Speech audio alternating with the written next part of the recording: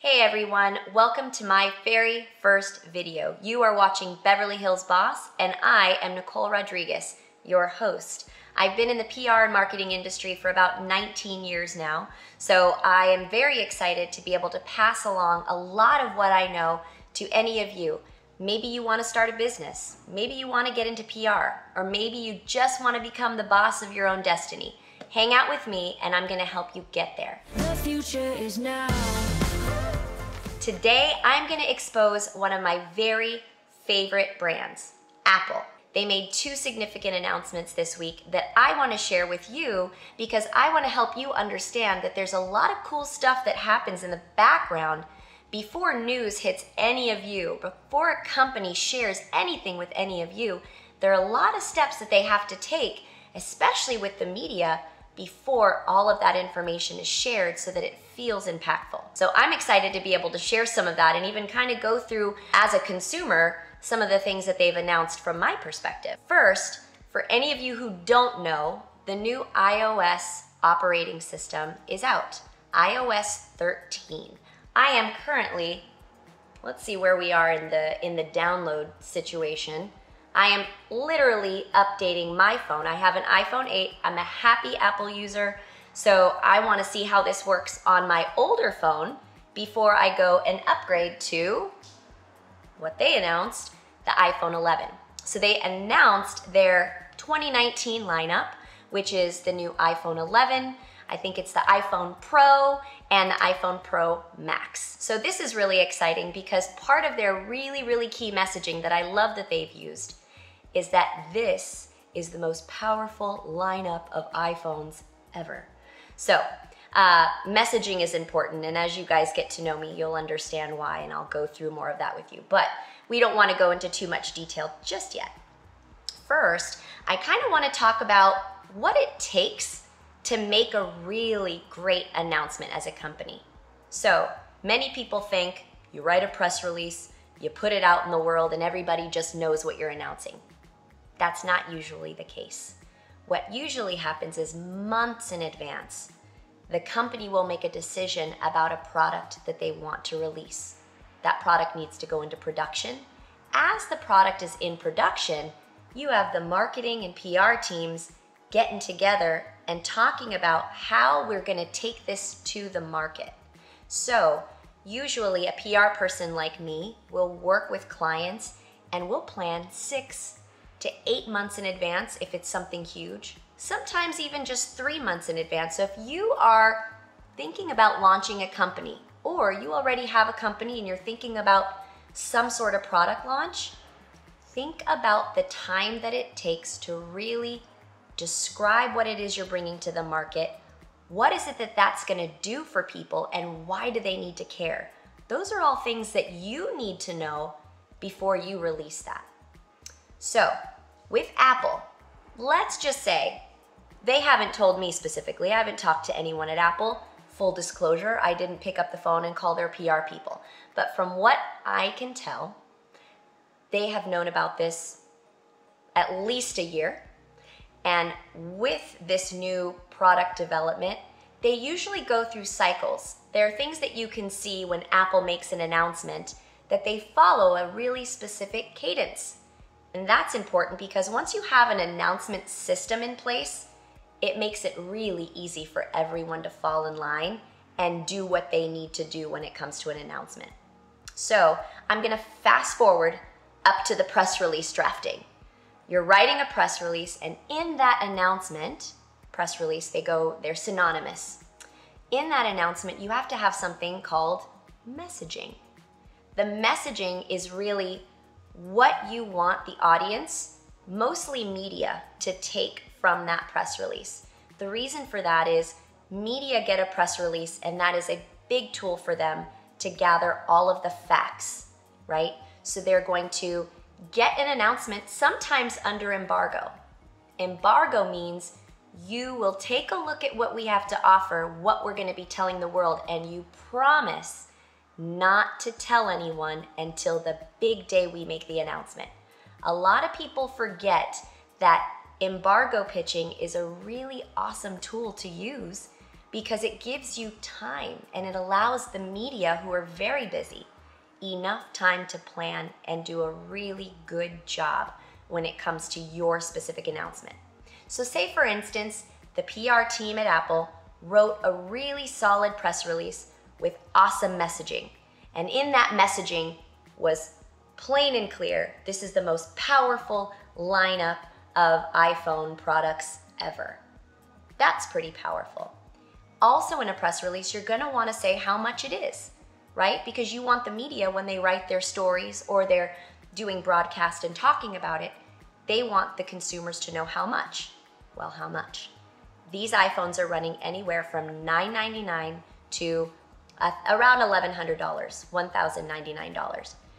One of the cool things that Apple is doing this time around that they've put in their announcement is that they are giving $600 in credit if you send one of your old iPhones, which I have, to them to get a new one.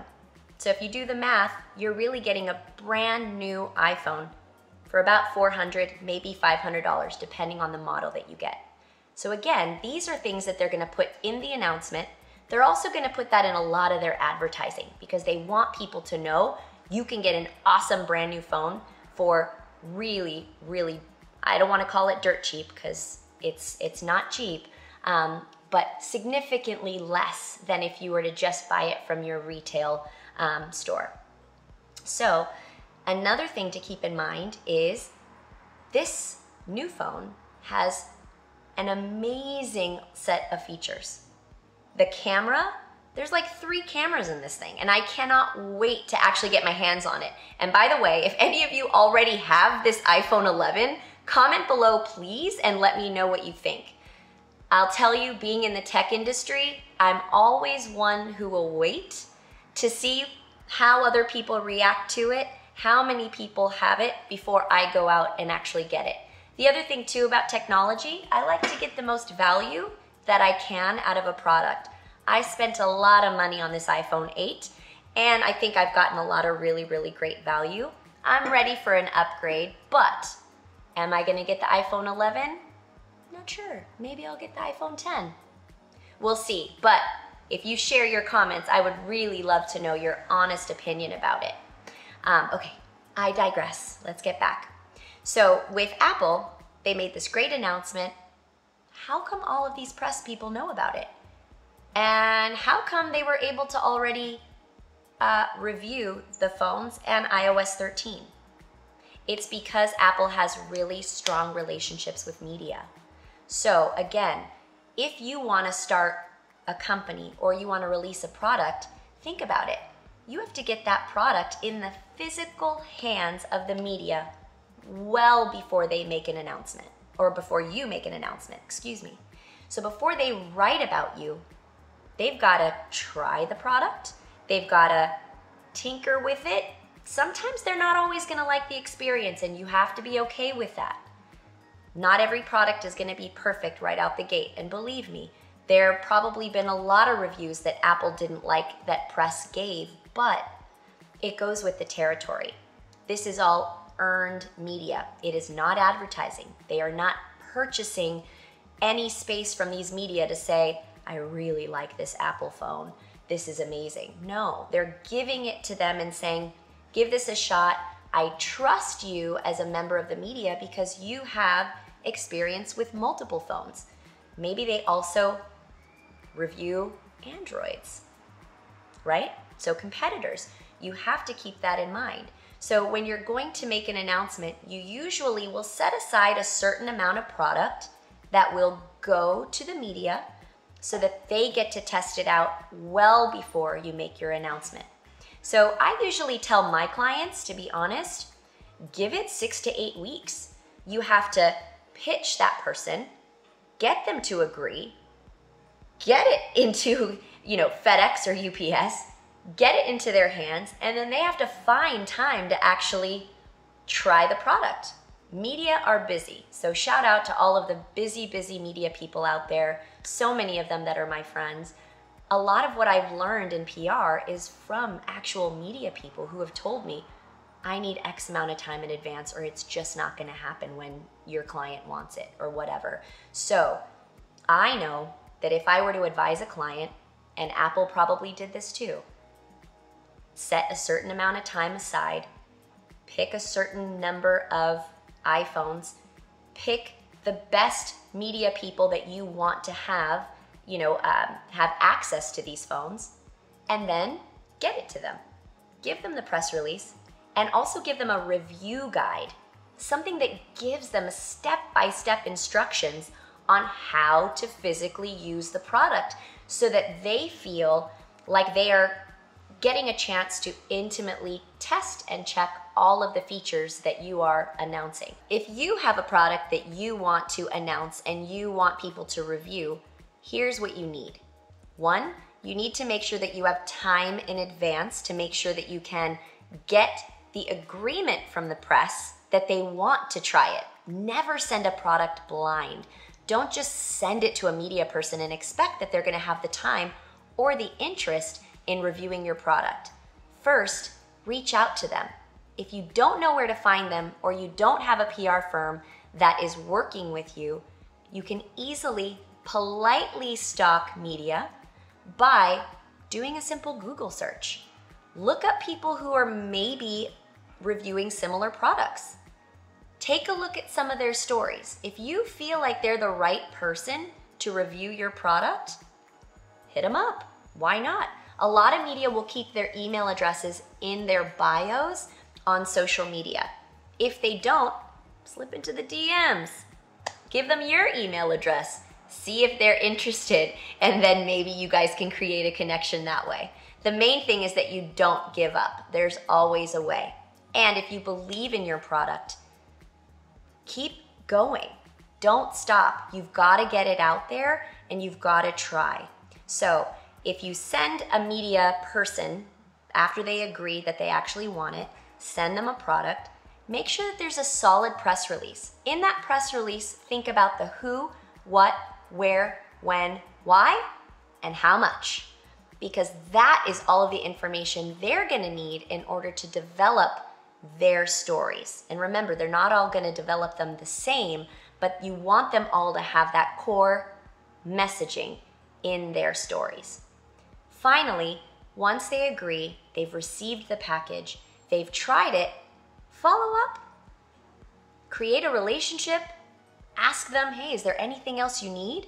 Do you need assets? Assets are usually photos or videos that can accompany things. Sometimes they'll take their own photos or videos of your product, but offer it up. It's always a nice thing.